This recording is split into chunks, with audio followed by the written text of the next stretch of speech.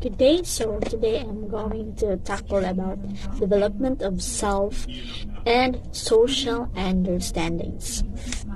So, a child's knowledge, beliefs, judgments, and feelings about themselves are known as their sense of self. Particular elements of self-perception go by a variety of names, including self-concept, self-esteem.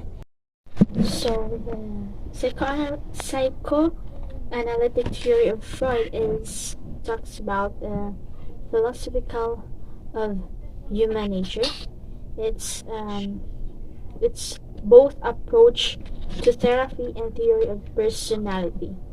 So, according to Freud, the conscious mind can include repressed feeling, hidden memories, habits, thoughts, desires, and reactions. So, kaning memories nga, like emotions that are too painful or embarrassing or shameful, like, di ba gingon ganina nga, psychoanalytic theory of Freud is kanang nature na sa katao, or nature na dyan na dyan niya ba? Since like birth or nanadyan na niya. So according to Freud, na structure of personality, it consists of three parts. Atong id, ego, and superego. So na diniging the id and ego of Freud. So when we say id, it's the infants are born with it intact, operates in pleasure principle to gain pleasure or avoid pain, and driven by sexual and aggressive urge. For example, is ang bata is kanang moingon siya nga, I want to eat chocolate. So kanang of course di ba kita agi man jud na as bata kanang ganahan jud tag kanang chocolate kanang kay gingan man diri na nga infants are to gain pleasure kanang kung unsa jud gusto niya usabat ato jud ihatag. So next is the ego. Example is ego is the rational level of personality. Kumbaga neutral siya sa id and superego. Balance siya ba? And it operates in reality principles, does realistic and logical thinking. So example na is kanang it's sa kabata kay kanang gamay na lang siya kanang nga once eats is a small bar of chocolate. So okay ba na siya kanang na siya level of personality kanang realistic and logical thinking na siya panghuna-una nga ay gagmay lang iyang kanon ng chocolate nana. Next is superego. It partially unconscious, operates on moral principles, able to differentiate between good and bad, right and wrong. So, sabutan ng superego like nadiri ang level sa kanang mga parents na or mga adult na kay ba na sila ma-differentiate between sa maayo og dili, sakto og sayop.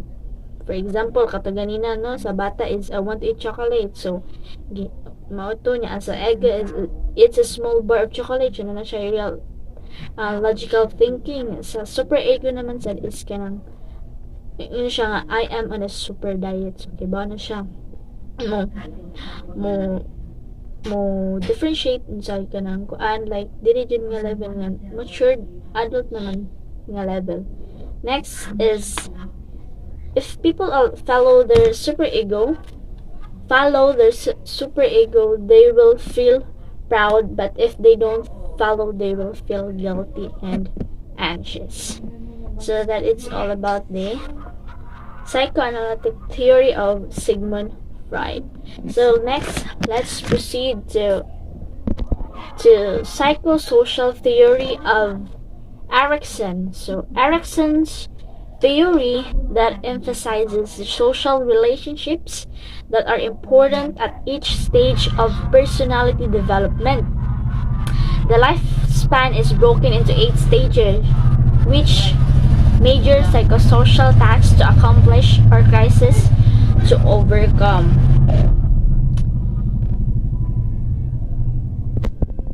So, psychosocial theory of Erikson is it emphasizes the social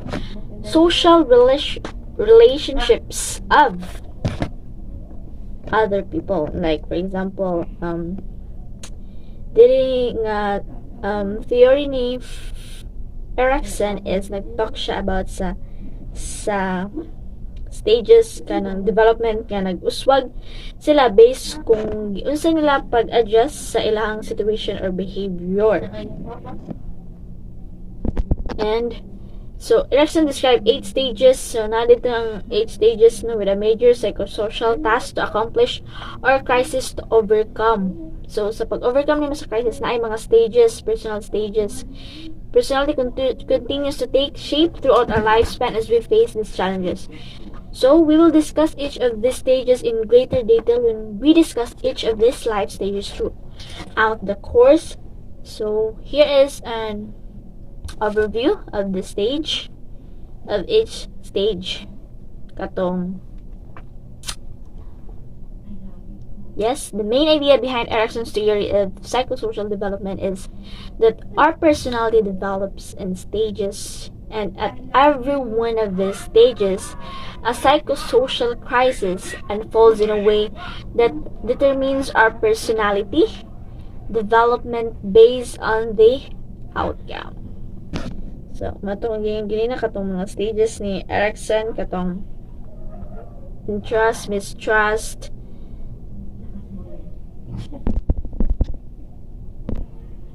so 8 ni sila kabuk katong trust versus mistrust. So nadiri ang infant to 18 months. So diri ang trust from birth to 12 months of age. Infants must learn that adults can be trusted. So diri gipasabot nga dapat ang mga bata makabaw sila nga kanang makataon sila nga musalig sa ilahang parents or sa adults nga kinsa may nagbantay nga caregivers baron sa ilaha. Next is autonomy versus shame and doubt. So nadiri ang 18 months to 3 years. So as toddlers ages 1 to 3 years begin to explore their world, they learn that they can control their actions and act on their environment to get results. So diri na level no nga makakibaw na sila, makontrol mo ilang actions kay they begin to show clear preferences for certain elements of the environment such as food, toys, and clothing. So makaibaw na sila, kibaw na sila maduwaan na magamit ana kay maka-interact sila sa laing tao, sa laing o sa uban nga mga bata. Next, katulo is initiative versus guilt.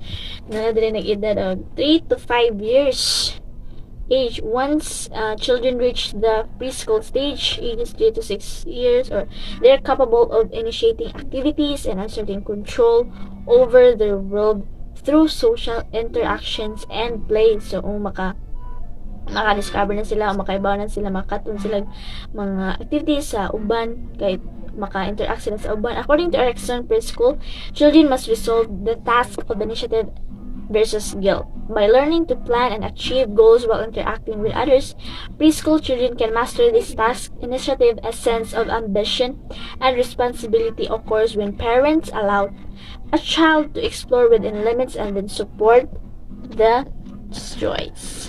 Kapat na stage ni Erikson is this industry versus inferiority. So 5 to 12 years or nanadiri ang level of competence. During the elementary school stage, children face the task of industry versus inferiority. Children begin to compare themselves with their peers to see how they measure up. Nanadiri nga edad nga compare na sila silang mga amiga, silang mga friends. They either develop a sense of pride and accomplishment in their schoolwork, sports, social activities, and family life, or they feel inferior and inadequate because they feel that they don't measure up. If children do not learn to get along with others or have negative experiences at home or with peers, an inferiority complex might develop into adolescence and adulthood. So next, the five stage is identity versus role. Confusion, confusion 12 to 18 years. So In adolescence, children face the task of identity versus rule confusion. According to Erikson, in adolescence, main task is developing a sense of self. Ay! So, dili nga level sa identity versus rule confusion is dili na ma-develop sa bata ang ilang level of confusion. So, according to Erikson, an adolescent's main task is developing a sense of self. Adolescents struggle with questions such as who am I and what I do want to do with my life. Along the way, most adolescents try on many different selves to see which. So that is all about the adolescents in stage 5. So next is number 6, intimacy versus isolation. Nanandiri ang edad niya like 18 to 40 years. Or nanandiri ang love. People in early adulthood, 20s through early 40s, are concerned with intimacy versus isolation. After we have developed a sense of self in adolescence, we are ready to share our life with others. So, dali jud nga edad no nga nanajud ang ibog-ibog sa laing nga mga. So, however, if other stages have not been successfully resolved, young adults may have trouble developing and maintaining successful relationships with others. So, Erikson said that we must have a strong sense of self before we can develop successful intimate relationships. So, adults who do not develop a positive self-concept in adulthood may experience feelings of loneliness and emotional isolation. Next, number 7 stage is generativity versus stagnation, 40 to 65 years. So, nanadiri ang level nga care. No? When people reach their 40s, they enter the time known as middle adulthood, which extends the mid-60s. The social task of middle adulthood is generativity versus stagnation. So, generativity involves finding your life's work and contributing to the development of others through activities such as volunteering, mentoring, and raising children. During this stage, middle-aged adults begin contributing to the next generation. Often through caring for others, they also engage in meaningful and productive work which contributes positively to society. Those who do not master this task may experience stagnation and feel as though they are not leaving a mark on the world in a meaningful way. So, they may have little connection with others and little interest in productivity and self-improvement. The last stage is ego integrity versus despair, 65 years to death. From the mid-60s to the end of life, we are in the period of development known as late adulthood. So, Erikson's task at this stage is called integrity versus despair. He said that people in late adulthood reflect on their lives and feel either a sense of satisfaction or a sense of failure.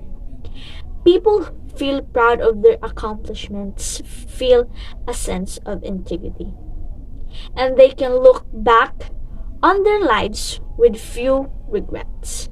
However, people who are not successful at this stage may feel as if their life has been wasted. They focus on would have, should have, and could have been. They may face the end of their lives with feelings of bitterness, depression, and despair on the stage of last. So, all in all, all of this crisis involves some sort of internal psychological needs that conflicts with external needs of society. For example, at the second psychosocial stage, children seek independence in navigating the world. But if they are met with overt criticism and controlling environment, they will not develop the virtue of will end, and feeling shame and doubt.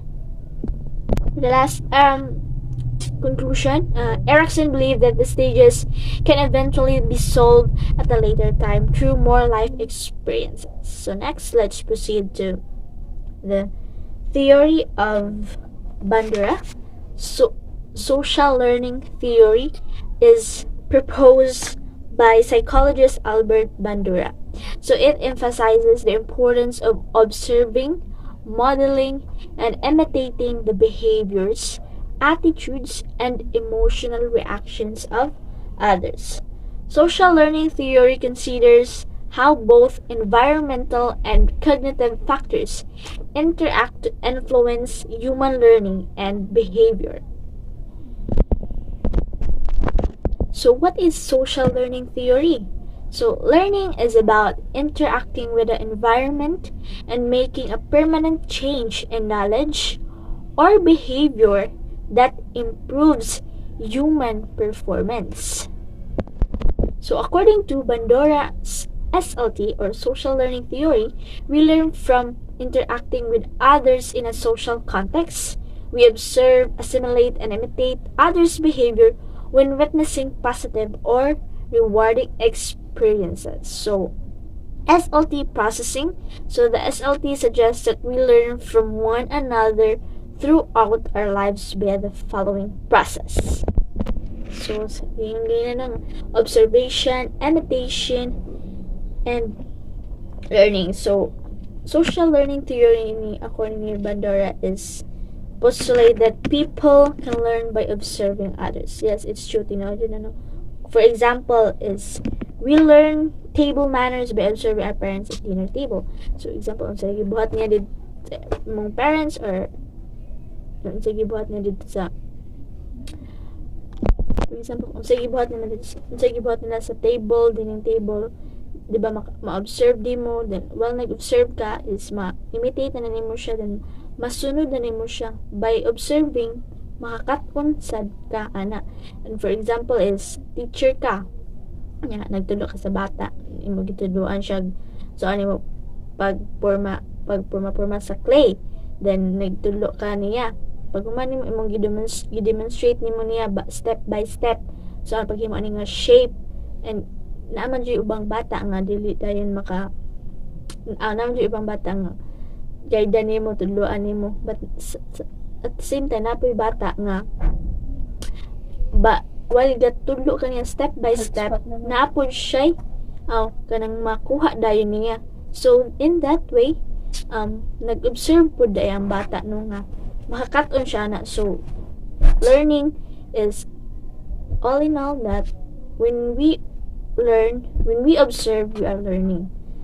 So in conclusion of the theory of Bandura, so in order for us to learn, we need to observe others. So that's all. Thank you.